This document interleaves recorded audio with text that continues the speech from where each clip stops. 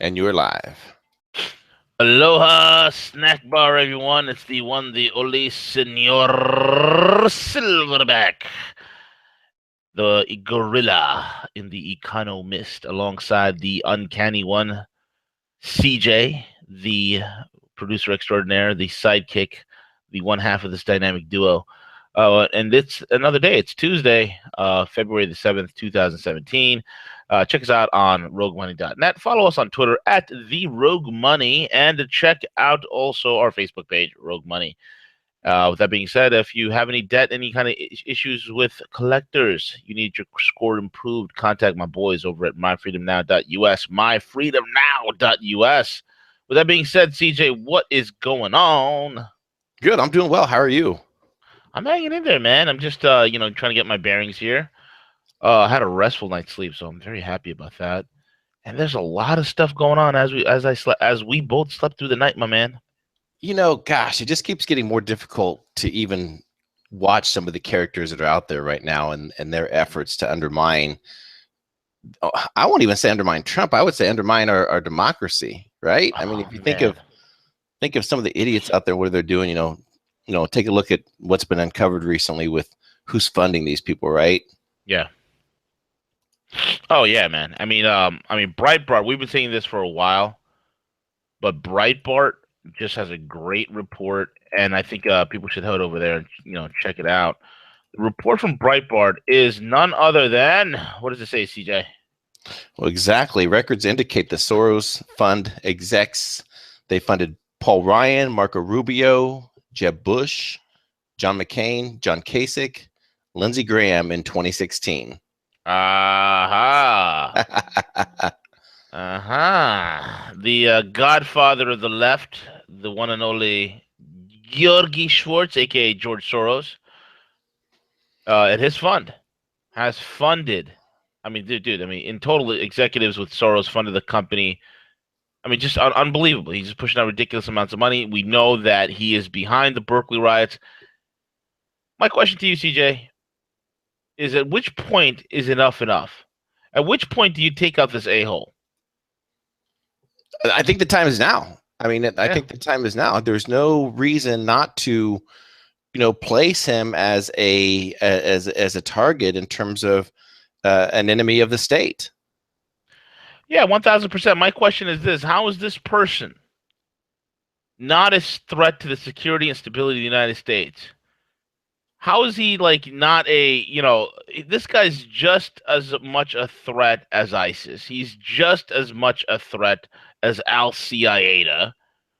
All these guys, whether it's ISIS or USIS or Al Qaeda, Georgi Schwartz, aka George Soros, whoever the hell it is, individuals like this guy, okay? Individuals like this guy are a threat to the national security of the United States. Plain and simple. This is what I call the fifth column groups. And Soros, my suspicion is this: I have intel sources that I'm actually writing up an article and I'm going to divulge to you who I think is working very closely with Soros. And I'm going to probably put that article up hopefully by Friday. We'll see how it goes.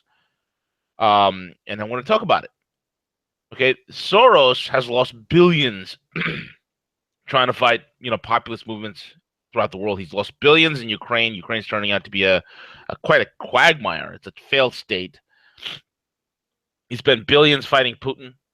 He's lost billions trying to get Hillary Clinton elected. This guy, okay, is one of the key people that needs to be shut down, bro. Seriously, right? Oh, absolutely. Absolutely.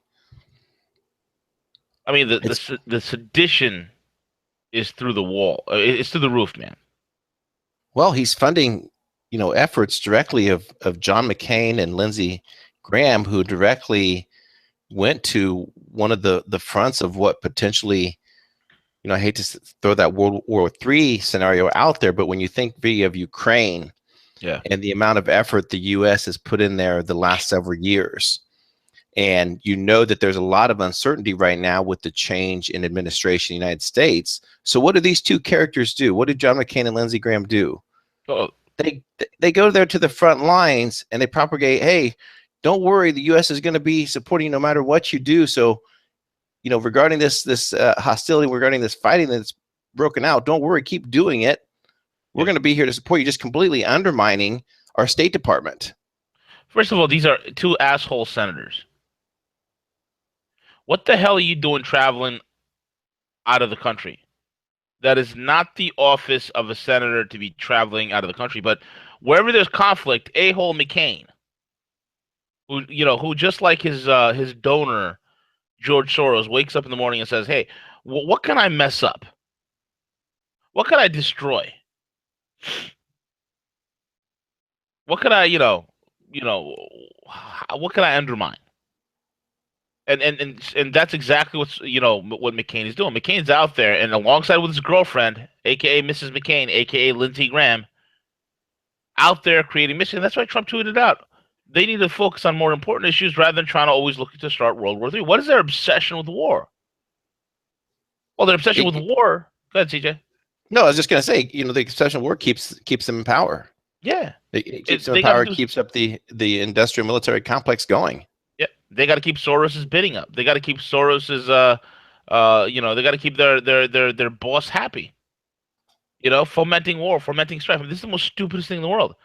I mean, you're a senator. You have no business in Ukraine. That is the office of that is an office of somebody from the State Department. That is the office of the president. That who has the authority. You're not an ambassador. You're a senator of the United States of America. What the hell are you doing in Ukraine? Yeah, just unreal. And here are their quotes, V. Okay, so everyone knows we've been reporting the past week that there is fighting that's broken out and it's escalating. So Graham gets up here, and this is quote unquote, "Your fight is our fight. 2017 will be the year of offensive. All of us will go back to Washington, and we will push the case against Russia. Enough of Russian aggression. It's time for them to pay a heavier price." So that came from Graham. Then McCain gets up there and says, "I believe you will win. I am convinced you will win, and we will do everything we can to provide you with what you need to win." That's not their decision. That is not their role. These people are incredible, man. Unreal. Unreal. And I think right afterwards, they put on their knee pads and they went to go see George Soros. Exactly. That's exactly what happened. The two political fluffers. Exactly. You got the two political fluffers here. It's the Georgi Schwartz is political it's political pornography here. With Georgi Schwartz, aka George Soros, is directing the whole entire thing. Then after McCain is out there fluffing the Ukrainian troops, letting them know your fight is our fight. These guys, look, they've already got their asses kicked in Donbass. They've already been, there's a real separatist, real civil war in the Ukraine at this point. Crimea has already gone without even firing a shot. Donbass has whooped the rear end out of these guys. Okay, Donbass is carving out its own niche as Novorossiya. Okay, that's the Russian-speaking nationals that are living in Donbass. These Ukrainians have taken heavy losses. They're demoralized. They're and all of a sudden you got McCain over here in the midst of this end of ceasefire where they just started attacking the people of Donbass. Say, this is our fight. 2017 will be the year of offense. All of us will go back to Washington, and we will push a case against enough of Russian aggression. Time for them to pay a heavy. I mean, this guy's an a-hole. Like, if I seen Graham out in public, I'd probably throw something at him. I mean, these guys are unreal. Unreal, man. Yep, they lost the front in Syria. Their efforts there completely 100% failure. And so now what do? They march over to Ukraine and they try to duplicate their efforts from Syria. Just unreal. Yeah. So, and there's a great article, V, that Ken Shortgen Jr. put out on Rogue Money in regards to, obviously the new administration is trying to work through some of these kinks. I won't even call them kinks. I call them more the roadblocks that Obama created, one of those being China and Japan. Yeah. And again, Trump's unorthodox style of foreign policy, where versus previously you had an administration that completely, just would basically send out their messages of what they were going to do, right? That, we're going to do this on this date. We're going to do this on this date. And so now they're dealing with Trump that has a little bit unorthodox style of foreign policy. Yeah. Yeah, exactly, man. And that's where they're losing, bro. They're absolutely losing on that regard. They don't realize, what the hell is going on. They're starting to realize this guy is not, typical Washington politics where you sit around and circle jerk each other for 10 days. You have a couple of cups of coffee. Then you circle jerk each other some more, and then nothing gets done. And then some at some point during the year, something does happen, which is not in favor for the United States, but in favor for our enemies. I mean, it's just ridiculous. The politics of the world are not ready for Donald Trump, man. They are getting run over. Okay, that's why Japan's like, all right, yeah, fine, all right, fine. We'll invest 400 billion and help create 700,000 new jobs. No worries. We'll help do that.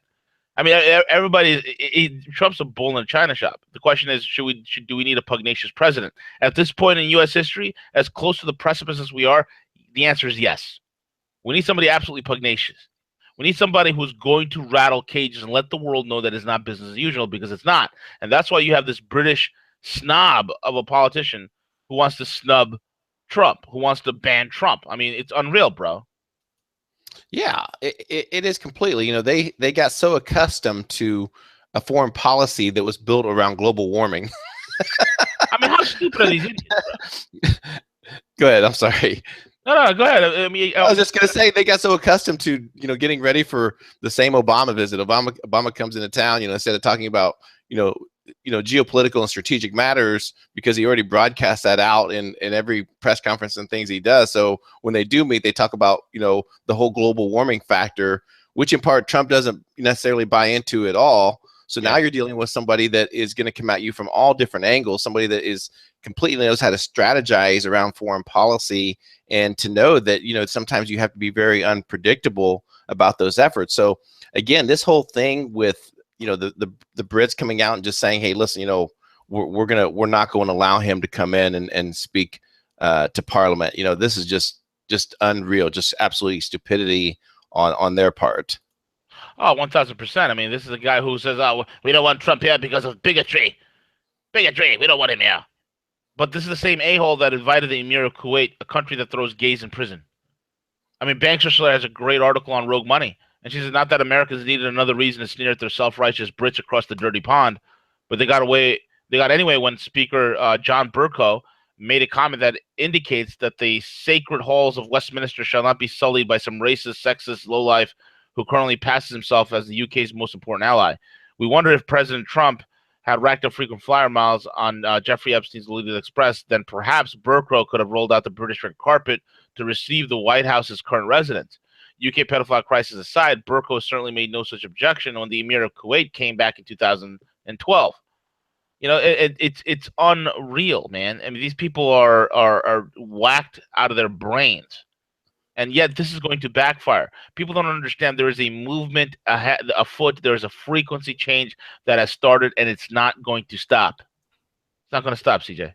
It's not, and you're absolutely right. They are completely unhinged right now, V, and it's time. It's time for people like us in the truth media. It's time for the administration to continue going on the offensive. I've had enough of listening to the MSM, tell all these fake narratives, these fake stories, this whole thing. It's an attack on a race when it's not even a race. It's a religious. Again, right. Just the whole travel. It's not a travel ban. It's just and for them to come out and say, well, we decide that he doesn't need to come to speak, to us. Well, so be it. If that's the case, it's going to be. But you're absolutely right. France right around the corner, the whole nationalism movement, and it's going to stare him right in the face here pretty soon. Absolutely, man. And this guy's, these fools are talking about, oh, you know what? It's it's a travel ban. It's so racist. It's absolutely racist. We cannot have this travel ban. It's racist. This guy is meeting in Westminster, in a western city called London, where there are sections of London where a police won't even go into, because it's like little jihadiville. Okay, I mean, this guy's country is being torn out from from inside out, which is the main reason why they left the EU. Okay, apart from the economic reasons, was the societal reason that the whole entire face of London is changing, of England is changing, and this guy's talking about racism. I mean, it's incredulous, bro. this is what libtards do, man. They cry over everything. Like look at the libtards in California. What are they crying about now, CJ? They're very upset regarding Trump's comments regarding that he's going to, cut funding. They have the whole, what do they call it? The Cal exit that very well could become a potential. Please go. It could be a potential vote coming up. Yeah. So they're very upset about this whole idea regarding, hey, the fact that there could be federal funds cut to their failing pensions, their failing, sanctuary cities, all that. V. Dude, I mean, it's unbelievable, man. I think there's a great article here on Zero Hedge, and a narrative more befitting of kindergarten and certainly not of grown adults. One day after Trump warned that he would defund California if the state passed a bill to make itself a de facto sanctuary state, saying the state was out of control, furious state leaders have responded that drum roll, CJ. There you go. They are not out of control. In fact, everything is fine in California. Hoping to make their case, state politicians pointed at their balanced budget. The balanced budget, right? High jobs numbers. And the latest dust-up between the populist Republican and the progressive state. Oh, my God. That's that same budget, V, that we reported on a couple weeks back, that they double counted inflows of cash. Yes. Yes. Yep. They double counted the inflows of cash. These guys couldn't balance. I mean, it's just unreal, man. Unreal. Now, be mindful. Not only is this the same state that with regarding sanctuary cities, huh? I'll tell you what. Let's make a deal with California. Help us build a wall, and we'll let you go back to Mexico. We'll cut a deal with Mexico. Help us build a wall, a big, strong wall. And we'll give you California. That's a sweet deal, CJ.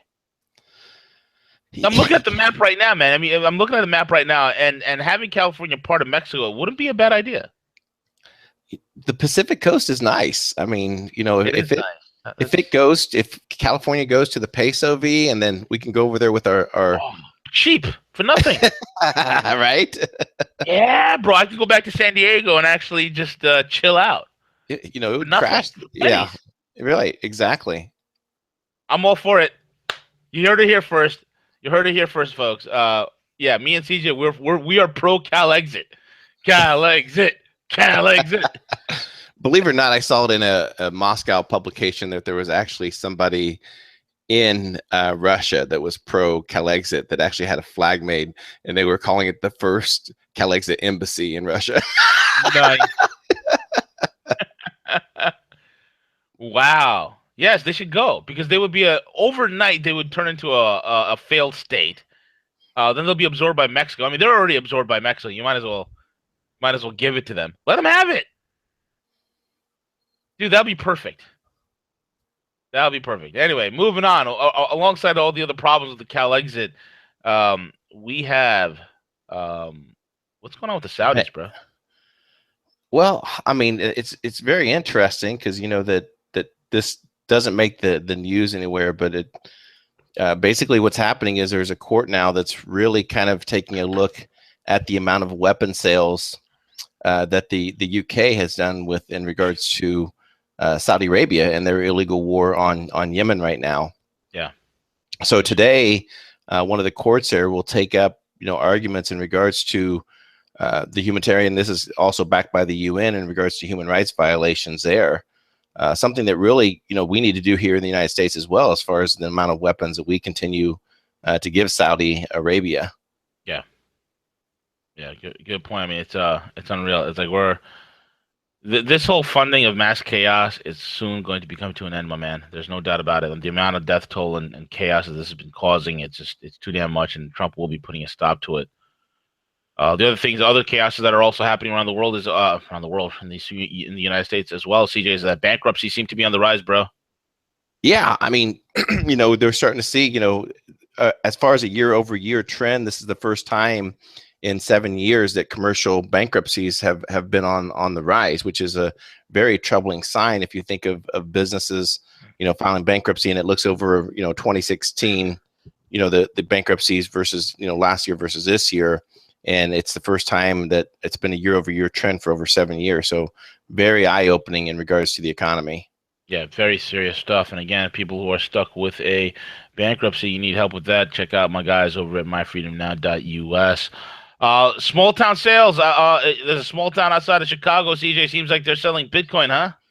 Isn't that crazy? What's happened? They had you Vernon imagine Hills. Vernon Hills? Yeah, Yeah. I've been there. Yeah, it's a nice little town, but yeah. So basically what happened was they through confiscation in terms of drug raid came across an account worth $10,000 worth of Bitcoin. So what's that worth? Wow. Be 800. How much is Wow. Bitcoin trading at? So It's probably about close to it's about nine, a little. It's a little about 9 Bitcoins right there, so. right? Yeah. Well, I think 10,000 worth of digital currency. I don't know if it means individual dollars or how they estimate it.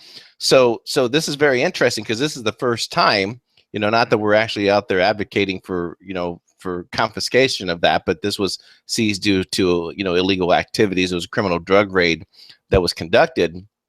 So now the city's like, what do we do with these Bitcoins? What do we do with them now? So the council came together and they said, listen, I think we need to, partner up and go with Coinbase and to see if they can sell these for us. That's amazing. So any one of you that's out there, if you're in Vernon Hills, keep a lookout real quick. If that sale goes live, just go snatch it up. Yeah. If it's like a tax sale, right? If it's a tax sale like a property, if that's how they do it or not, I don't know. Using Coinbase, at least they're going with somebody that has some knowledge of a value of the coins.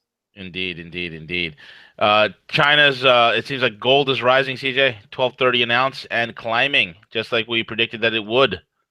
This was a very interesting article. I read through this last night, and it's just so eye-opening, V, in terms of when you think of that in this situation they looked at China, that the demand for China and the people that actually own it in China, the fact that there's a million more that want it, however they can't because they don't have the access to it. And V, what would that do to the demand and price if those individuals could access it? I mean, the gold, dude. I'm telling you, man, it's gonna be game over because what's happened with the Shanghai price, gold price fix, and the disparity between that and the London price fix. Remember this, man. We've been saying this for years. When the Shanghai price fix went live, I said, I said that's going to change the game. It's going to change the game. It's going to be a tractor beam like pull, which is going to affect the London price exchange at number one. It's going to cause a disparity between the COMEX, number two, which is happening between where the COMEX spot is and where the Shanghai price spot is. Okay. And it's going to cause London to be eventually absorbed and or pulled into the same orbit as what the Shanghai price exchange is in terms of actual pricing. Okay. And it's going to create honesty. And what happened yesterday, CJ? Yesterday, we just reported that the London gold traders are willing to be more open and transparent. Okay, because we all know that the $26 billion of gold that is traded daily on the LBMA, there's no real physical accounting for it. There's no transparency for it. There's really nothing for it. Okay, so for this to occur is huge. So anyway, when you look at that, you look at what the Shanghai price fix is doing. They are, without firing a gunshot, without causing any sort of real havoc, pulling the London price fix into the correct orbit, and the trajectory is being set for higher gold prices, man. It's not, gold is not some infinite thing that you can just get. There is serious, this whole, futures market thing is going to be done away with because, again, when they start auditing, see, the people don't realize when the London banks say we're going to be more transparent, that means they're opening themselves up for more audit. And even with the transparency, things are so bad there, CJ, people are going to wait up. They're going to say, wait a minute, even with the transparency, there's still a lot of discrepancy. What's really going on? Because just like London Paul said yesterday, you go to the Shanghai Price Exchange, everything's backed by physical. It's physical for physical. That's how the exchange works, and that's how traditionally any sort of commodity exchange should work. So this is what's happening. This is why the long-term trajectory for gold, it's the most solid thing in the world, man. It's the most solid thing in the world. And again, I'm not telling people Absolutely. to, go take out a second mortgage on your home and go buy gold. No. You get what you can. You don't go broke buying hard assets. Otherwise, you wind up like some idiots, which are, there are people out there that become, hard asset rich and cash poor. And you don't want to do that either. It's ridiculous. But anyway, yeah, we're in the upward move up, man. You know, you nailed it, V. And if you do not see, I mean, we've documented numerous times as far as the housing market that's starting to come to a bubble and collapse. Yep. The student loans, you saw where there was a misreporting on the student loans where they reported that they said that half of the student loans that were outstanding were paid back within the time, which was absolutely fabricated. It's more like 99.9% of student loans aren't being paid back. Oh, 1000%, man. So Absolutely. if you don't see all these things that are occurring, and to understand that, for the last couple of years, if you haven't done anything to diversify your portfolio, that you need to start doing it now. Absolutely. And with that being said, TJ, that brings us to the end of our report. Thank you all for joining us. And again, subscribe, join the channel, and so you can be alerted to. Later this afternoon, we will hope to have the Trading Terror Dome back up with Dex, so stay tuned for that. So subscribe and hit the button for that one as well. Follow us on Twitter and Facebook. CJ, give out your closing comments. I think you nailed it. Yeah, absolutely. Check out roguemoney.net. Great articles that posted last night by James, the Russian analyst, as well. And we appreciate all your support. Continue to subscribe to the channel, recommend it to family, friends, neighbors, and do it because V and CJ told them to. We're over and out. Take it away, CJ.